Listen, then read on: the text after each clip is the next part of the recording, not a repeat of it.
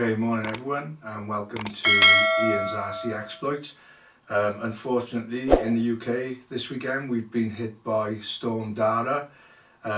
We've experienced 80-90 mile an hour winds overnight, so it's been torrential rain, and it's like that possibly now for the rest of the weekend. So I thought, right, okay, that gives me the opportunity to do a trip down memory lane part 2. What I've tried to achieve really with these videos is it's more about sort of like my personal landmarks, really, going through the years in my channel. What planes I decided to fly, you know, videos that I decided to produce that were for me like a landmark in my channel. So I'm going to go through a few more of my own personal goals and landmarks. So a couple of people told me that they enjoyed the video last week. The views were okay, they weren't fantastic, but you know, when you're not producing sort of like fresh content, then sometimes, you know, it does struggle to get watched. But there you are. When the weather's bad, I like to put something on the channel, just to keep people tuning in to Ian's RC Exploits. And I hope you enjoy this part 2. So sit tight, here we go. Okay then, so here we go, and the first plane and maiden flight to be featured takes us back to March 2020, and it is the FMS 2-meter DHC2 Beaver. Now, when the version 1 came out, the black and yellow scheme, I didn't like it, but as soon as they released this version 2 with the red and white paint scheme, I was hooked. And I did think long and hard about whether or not to get the plane, because it was going to be the biggest plane that I'd flown to this date. And also another first was that it ran on a 6S LiPo, and I hadn't run any planes on such a big battery. But anyway, this is the maiden, and although I was a little bit overawed by the size, the maiden flight went fantastic. It was equipped with the FMS reflex gyro system, which worked faultlessly, and you know, it was a pretty uneventful maiden flight.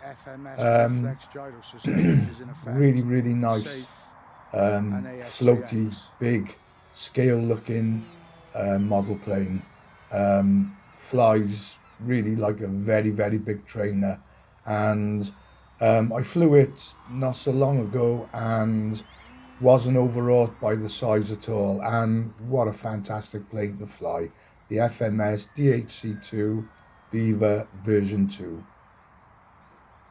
Okay, a little bit far away, but a nice landing nonetheless. So okay, the next video takes us to July 2022, and it was the maiden flight of the FMS 1.4 meter P51D Mustang. It was a version 8, the Duchess Arlene, and it was modelled after the famous Red Tail Mustang Squadron, Tuskegee Airmen. I watched all the films and loved the fact that it was a true story, and just always loved the Mustang and just wanted to get a Red Tail Mustang. Again, you know, a very sort of like, compared to now, quite a comprehensive build. It was quite sort of like an old model, and took a lot of screwing together. Very little information online about the CG and so on, and I found out all about the CG off YouTube from the RC Geeks channel, and you know, I was pleased to find that information. Run on a 4S, rumoured to be underpowered, and I just found that it was a lovely scale flying Mustang. Sadly, I haven't had much chance to fly it because the grass is always too long really for it to take off where I fly. So there you go, the FMS P51D Mustang, the Duchess Arlene. What a great plane. A little bit far away, but I don't care, she's down safe. So Okay, the next video takes us to March 2022, and this is the FMS Piper J3 Cub in the Swiss scheme version 4. I flown Cubs before this plane, but this was a big thing for me because I wanted a scale looking Cub with the scale wheels, and I also did quite a lot of detailing on this FMS Cub, on the engine, painted some details to the engine and so on, and the exhaust. And what a fantastic plane.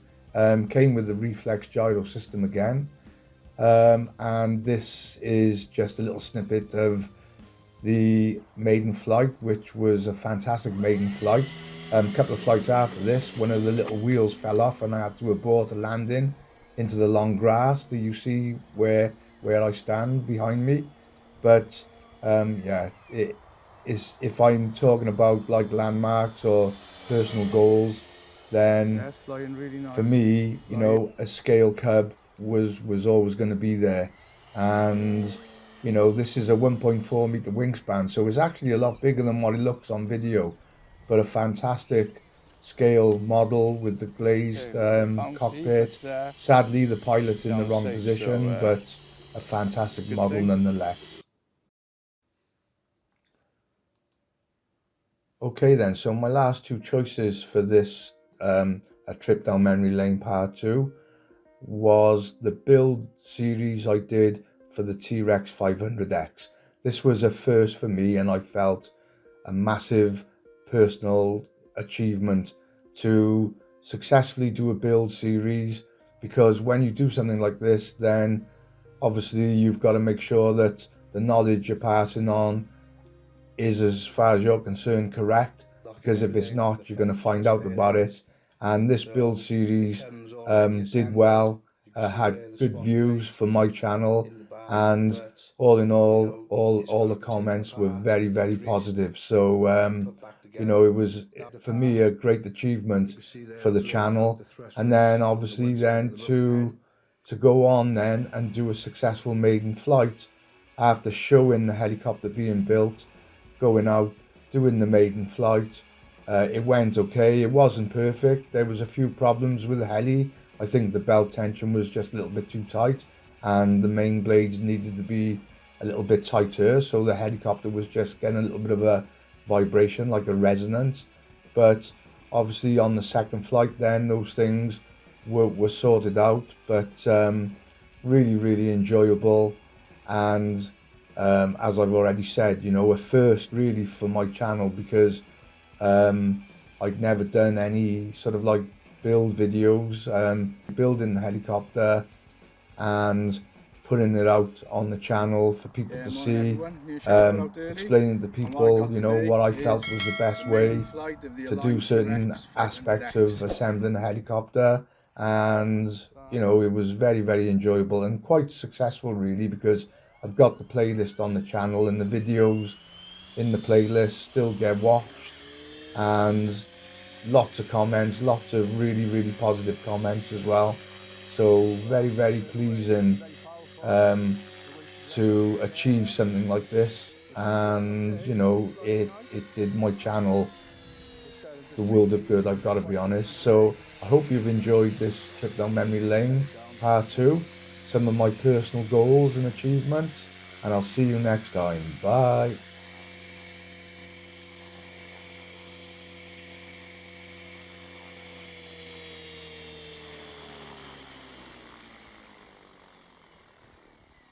I've got a little bit of resonating going on there somewhere.